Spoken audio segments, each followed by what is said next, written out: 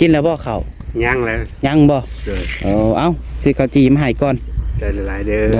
ยซื้อข้าวจีมาให้ก่อนพี่น้องเอ้ยเนาะขอมาไปก่อนเด้อบ่โดยป้าไว้ก่อนก็ได้ร่างไก่ร่างม้ากินได้บ่ได้กินได้จังหน่อยเนาะใช้ทางเอื้อยเพิ่นไปใช้เลยจ้ะเข้าไปในบ้านซื้อน้ำก้อนบ่หรือไปยังโอ้พอใส่ชวนกับเพิ่นอยู่กินนี่พี่น้องเอ้ยที่สั่งพอดีมาเลยเนาะอันนี้ก็น้องมาใส่ก็มาแต่เช้านี่แหละพี่น้องมื้อนี้เนาะเพราะว่ามาท่ารถถอกดินคิวบอกอะไรเพียงเนาะเป็นจังได๋เมื่อคืนนี่ฝนบ่ได้ตกบ่ได้ตกเนาะโชคดีอยู่ยังโชคดีอยู่ถือว่าเพิ่นถ่ายอยู่บ่คือว่าได้พ้นเนาะทางสาบุญโทรบอกเพิ่นก็เบิ่งเฮาอยู่เฮ้ยเนาะ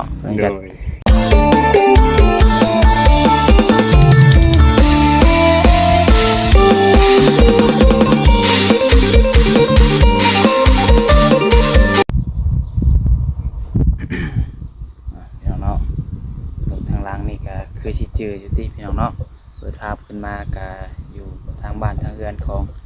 ไอ้อ่างพี่น้องเนาะวันนี้เนาะไอ้อ่างเพื่อนไอ้อ่างพี่น้องขอโทษขออภัยเมื่อนี้น้องปลาไส้ก็ได้เดินทางมาทางบ้านไอ้อ่างแต่เศร้าแน่วันนี้พี่น้องเนาะ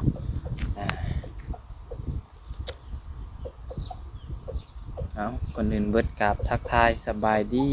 สวัสดีพ่อแม่พี่น้อง FC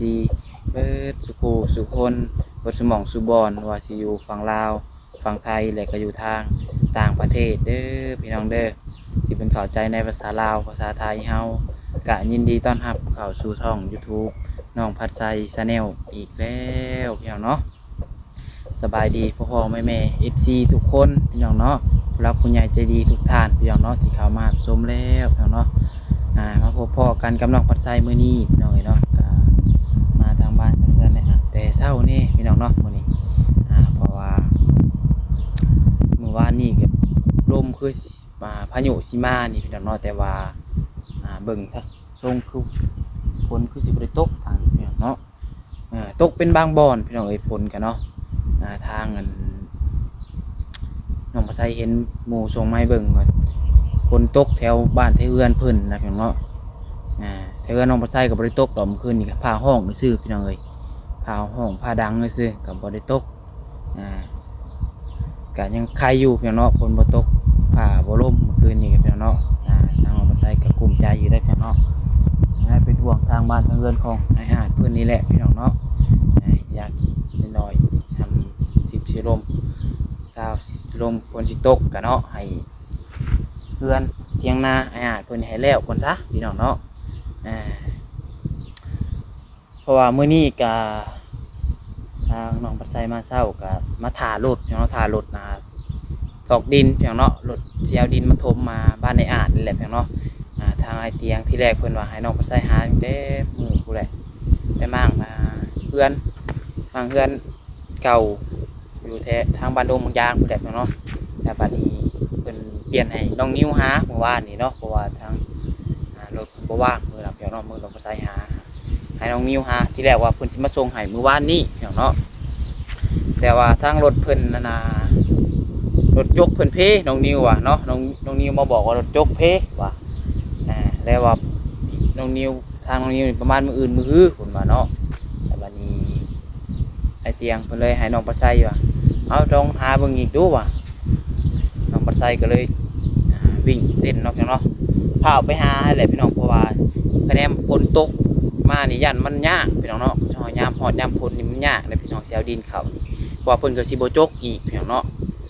ยามฝนยามหน้านี่เพิ่นสิบ่จกดินเพิ่นสิจกช่วงนี่แหละพี่น้องเนาะช่วงยามแรกยามยังนี่แหละจังหวะฮอดยามหน้าแล้วเพิ่นก็บ่จกแล้วบัดพี่น้องเนาะบ่ใส่กับภาพอะไรพี่น้องเนาะวานนี้ก็พอดีไปหาเลาะหาแถวนี่แหละพี่น้องเนาะก็พอดีเพิ่นจกแถวค่ายทหารแถวห้านน้องปัดไซพุ่นแหละพี่น้องเนาะเลยว่านัดเพิ่นมื้อนี้ทางอ้ายทหารเพิ่นว่าทางมื้อนี้ตอนเช้านี่แหละพี่น้องเนาะน้องปัดไซก็โทรหาเพิ่นอีกอยู่ทางมื้อเช้านี้ก็ว่าเพิ่นว่ามาแน่นอนเพิ่นว่าเนาะมาส่งให้แน่นอนพี่น้องเอ้ย น้องบัดไซก็เลยออกมาถ่าพี่น้องเนาะเอาพี่น้องเอ้ยมื้อนี้ก็ทางสร้างทางหยังเพิ่นก็คือยังบ่เห็นมาบ่พี่น้องเนาะยังเงียบๆอยู่พี่น้องเนาะจังได๋ก็ฝากให้พี่น้องเป็นกำลังใจให้เด้อพี่น้องเนาะน้องบัดไซพี่น้องเอ้ยเนาะน้องบัดไซก็อ่านเบิดทุกคอมเมนต์เมื่อคืนนี้เนาะเขาไปอ่านก็มีแต่คอมเมนต์ให้กำลังใจคอมเมนต์ดีๆพี่น้องเนาะจังได๋ก็ขอบคุณหลายๆเด้อพ่อๆแม่ๆ FC ทุกคนพี่น้องเนาะผู้หลักผู้ใหญ่ที่เพิ่นให้กำลังใจคอมเมนต์เข้ามาพี่น้องเนาะน้องบัดไซก็ตอบเบิดทุกคอมเมนต์ถ้าว่าบ่ได้ตอบคอมเมนต์ไผก็ต้องขอโทษขออภัยนำเวลาพี่น้องเนาะก็พยายามตอบให้เบิดทุกคอมเมนต์น้องบัดไซกับพี่น้องเนาะได้ก็ฝากตัวนำพ่อแม่ FC นี่แหละพี่น้องเนาะ FC เก่า FC ใหม่พี่น้องเนาะ FC เบาเตียงแน่ส่วนหลายกันเนาะพี่น้องเนาะจังไดก็เป็นกำลังใจให้น้องบัดไซเด้อเพิ่นเด้อนะยูทูบเบอร์ตัวน้อยๆคนหนึ่งพี่น้องเนาะที่อยากซอยเรือคนที่เพิ่นถูกได้ยากกว่าเฮาพี่น้องเนาะเฮาน้องคือน้องบัดไซนี่ก็ซอยได้เท่าที่ซอยพี่น้องเนาะถามมาน้องบัดไซรวยบอกก็บ่ได้รวยบ่ได้ถูกพี่น้องเนาะพอมีอยู่มีกินพี่น้องเอ้ยว่าซั่นซะเนาะทางครอบครัวน้องบัดไซกับเพิ่นก็พอหาเช้ากินค่ำกันนั่นแหละพี่น้องเนาะแต่ว่าใจเฮามันมักพี่น้องเนาะมักซอยเรือคนพี่น้องเอ้ยไปพี่น้องว่าลายวันนี้เดี๋ยวพาพี่น้องไปหาทางไปหาก่อนจักเป็นอยู่เพื่อนอยู่ซานหรือบ่พี่น้องเนาะ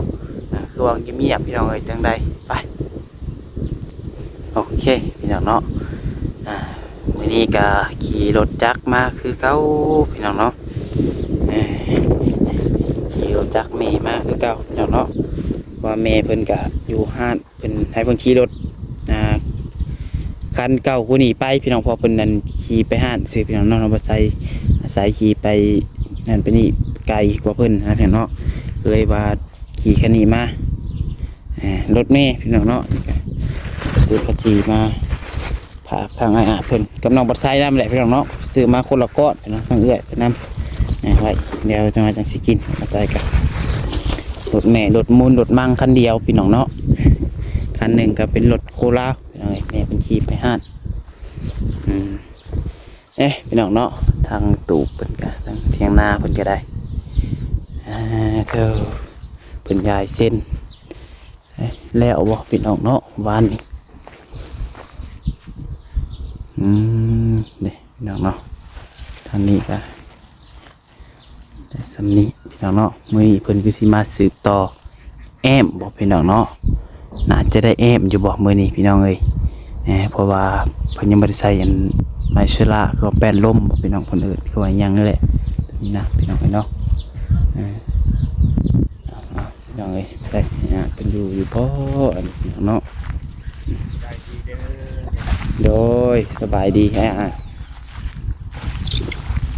นึกยังได้มาแต่ไสกี่นี่มาแต่เขาป่าโดยโอ้ยังบ่ทันได้ล้างหน้าซั่นบ่ล้างแล้วบวชปากอยู่เอาไปมาซะนะ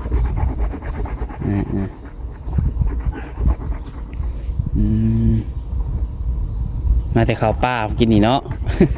หาอยู่น้องบัดไซว่าเอิ้นหาคือว่าบ่เห็นไผพี่น้องเอ้ยโอ้ไผนะพี่น้องรถเบาต้าเลยกินแล้วบ่ข้าวยังแล้วยังบ่เอ้าซื้อข้าวจีมาให้ก่อนใจหลายๆเด้อโอ้ยซื้อข้าวจีมาให้ก่อนพี่น้องเอ้ยเนาะขอมาไปก่อนเด้อบ่โดยป้าไว้ก่อนก็ได้ร่างไก่ร่างม้ากินได้บ่ได้กินได้จังหน่อยเนาะใช้ทางเอื้อยเพิ่นไปใช้เลยจ้ะเข้าไปในบ้านซื้อน้ำข้อนบ่หรือไปยังโอ้ผมพอใจชวนกับเพิ่นอยู่มากินนี่พี่น้องเอ้ยที่สร้างพอดีมาเลยเนาะอันนี้ก็น้องบัดไซก็มาแต่เช้านี่แหละพี่น้องมื้อนี้เนาะว่ามาท่ารถถอกดินที่บอกอะไรเพียงเนาะเป็นจังได๋เมื่อคืนนี่ฝนบ่ได้ตกบ่ได้ตกเนาะโชคดีอยู่ยังโชคดีอยู่ถือว่าเพิ่นถ่ายอยู่บ่คือว่าได้พ้นเนาะทางสาบุญโทรบอกเพิ่นกระเบิ่งเฮาอยู่เฮยเนาะนี่แล้วเป็นคนดีมาประทายกินข้าวแล้วบ่ ยังคือกันเฮาก็ซื้อข้าวจีมาปันกันคนละก้อน เอามาพี่น้องเอ้ย ไปแดดนะ แดดเนาะเข้าห่มก่อนบ่ หรือว่าสิเบิ่งมองอยู่มองอาศัยก่อนบ่ บ่ได้แล้ว เบิ่งแล้วบ่เคยเบิ่ง โด แล้ว ยเบิ่งเลยดิอ่า แบบสบายเด้อบ่าวไทยเด้อ อืมนี่พี่น้องเนาะ สบายดีบ่าวตา โอ้ทางอ้ายเพิ่นสบายดีเด้อเด้อโดย เด้อ หากระไผมื้อนี่ เอาผู้เดียวมื้อนี้ โอ้ เด้อสร้างเด้อ โอ้ยเอาเวียนเรียนไปเฒ่าเพิ่น อืมสร้างกับผู้ที่มา มา พี่ ฮอ น้ ด อง กัน เนาะ นั่งนิ่งกว่า มาฮอดลุยเลยรถเนาะ แบบแบบว่าแบบให้กว่าเพิ่นเฮ็ดเมานะนี่ดูว่าเมาบ่นี่เพิ่นเฮ็ดหลายวันบ่ เมาเลยเป็นแกนไม้สีแดงที่จะมาเก็บ พาวเห็ดพาวแล้วเนาะจอยพ้นมาอีกได้วานนี้ยังคึมๆวานนี้กะ แม่นๆช่วงนี้พายุได้อยู่นี่ แมน อยู่บ่าวตา แม่พายุอยู่ อืม บ่แปลกเนาะสิฮู้จักบ่าวตาเนาะ แม่ บ่เปกกันได้ได้ยินบ่จิตสอนให้ฟังอยู่ว่ารถไทยก็เอาลงจะดีไปจังนี่เบิ่ง ทางได้ข่าวถ่ายรถเจ้าได้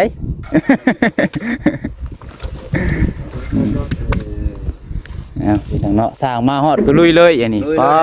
โธ่ สร้างกินข้าวแล้วบ่เนาะ อ่า แต่บ่ทันกินกันจับบ่ได้เด้อ อ่าต้มบ่ได้เนาะ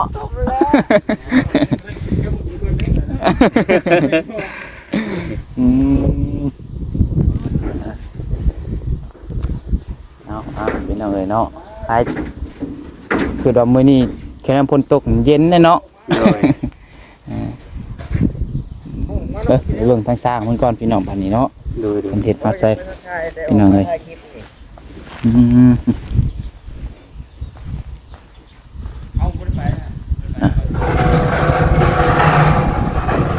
เดี๋ยวเนาะตัวตั้งประตูปองเอี่ยมนี่แล้วเรียบร้อยพี่น้องเนาะ3 วง 3 ของสร้างหากันมา2 คนพี่น้องเลยก่อนใช้คันไดเป็นคือสั้นแท้นี่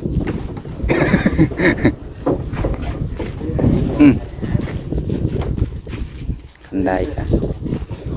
นี่ยังไง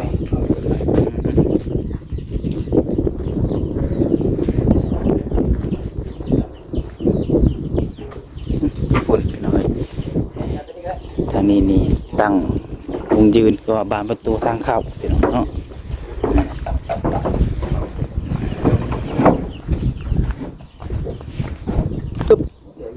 โอ้โถโอ้ย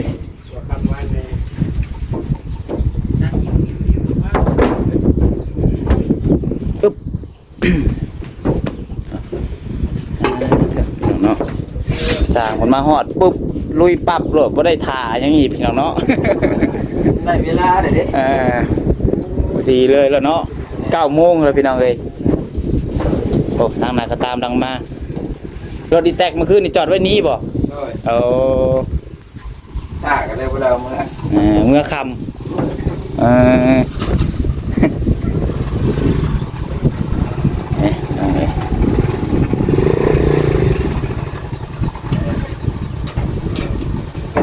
เมื่อคำมื้อ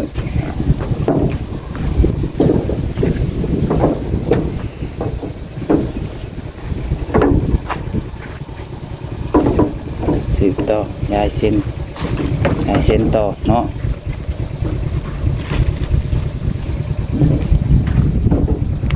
ลงไปลุมก่อนเอาไปเนาะโอ้ย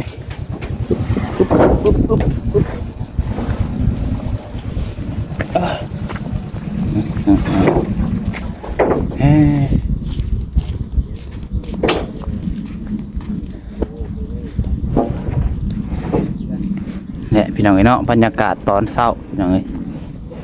ตอนเช้ามื้อนี้กะ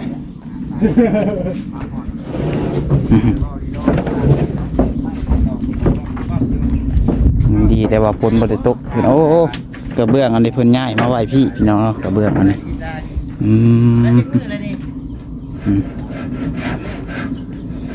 ไว้พี่เบิดพี่น้องเนาะเอาพี่น้องเอ้ยทาเบิ่งไว้นำกันเนาะมือที่3ของการเฮ็ดเวียกเฮ็ดเทือนตุเตียงหน้าให้ไอ้อาดเพิ่นพี่น้องเนาะฟังเบิ่งว่าสิได้ลายทำใดมื้อนี้เนาะแล้วบอกคือบ่แล้วคือในใดก็เบิ่งนำกันเด้อพี่น้องเด้อเนาะ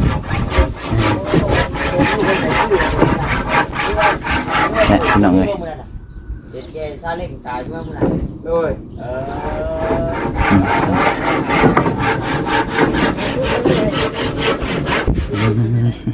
ยังผู้หนึงบาดทางเนาะ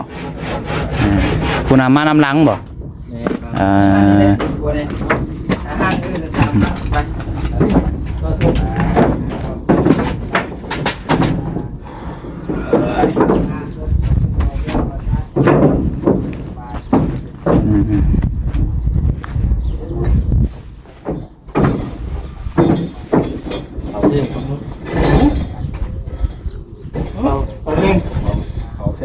เขาจะเล่นกับมึงโอ้เลยป่ะซึ่งที่มันบ่อย พี่น้องเนาะเอาไปใช้เลย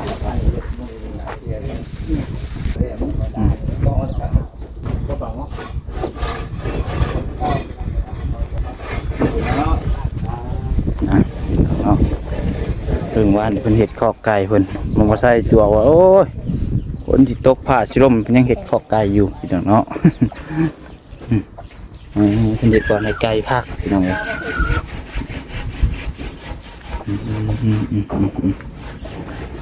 ดังพื้นดังไฟเพิ่นเนาะ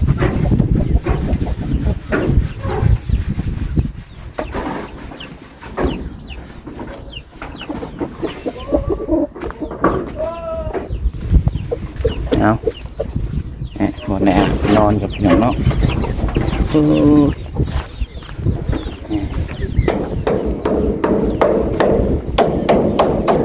สืบต่อพี่น้องมือที่3ลุยแต่เศร้าๆเนาะ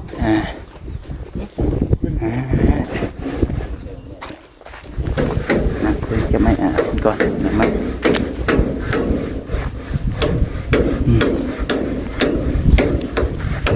อยู่โฮมคือเก้าเฮาเนาะเย็นพี่น้องเอ้ย อยู่ห่มอยู่เงานี่แหละ คันไปอยู่โฮมไปอยู่แดดไปอยู่บ่ได้ ยังบ่อยากเข้าบ่ ยัง ปกติกินข้าวเช้าจักโมง 10 โมง 11 โมง 10 โมง 11 โมงพุ่น แล้วแต่มัน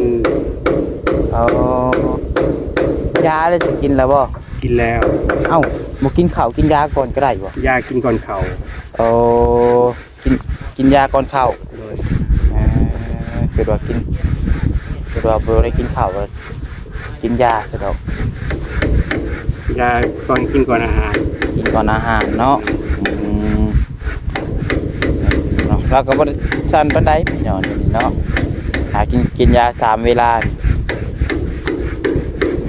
แล้วบ่กินตลอดเช้าก็ยังไข้เลยเนาะ โดย กันว่าเช้าเลยพี่น้องเอ้ยภาวนาทางเบิ่งแต่มื้อนี้ก็จะเกิดแซวดินเข้ามาหรือบ่เพราะว่าทางนั้นไอ้เตียงเพิ่นบอกหาแหละแต่ว่าวันเพิ่นว่าจะมาส่งวันนี้ทีแรกดินก็ โดย เอามาถมนี่แหละแต่ว่าเพิ่นรถจกเพว่าวันนี้น้องนิวหามื้อนี้พังเบิ่งเพราะว่าน้องบัดไซโทรบอกเพิ่นแล้วเมื่อเช้านี้ก็เพิ่นว่าสิมาส่งอยู่เพิ่นว่า โดย แต่ก็ต้องพังเบิ่งยานมันคันบ่มีหยังผิดพลาดก็เพิ่นสิมาส่งมื้อนี้หันนะบางเทื่อมีผิดพลาดนั่นนี่ก็ฟังไว้นำกันเนาะ โดย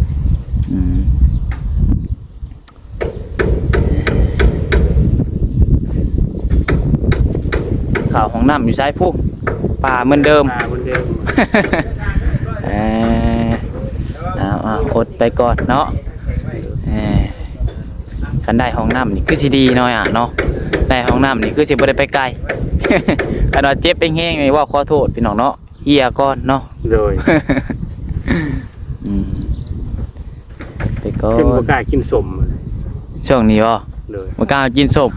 โดย มันบดไก่ป่าเนาะ อยู่พุ่นไกลหน่อยนึง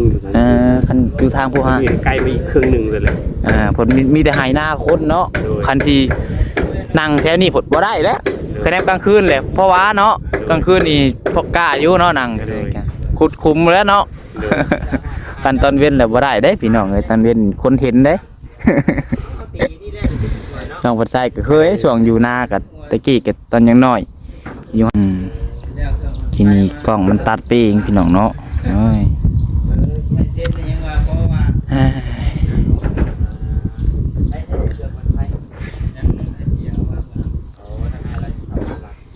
ต้นนี้เพิ่นบักลงอยู่บ่พี่น้องเนาะ FP ก็บางคนเพิ่นก็ว่าบ่บักลงก็ยาว่าเนาะ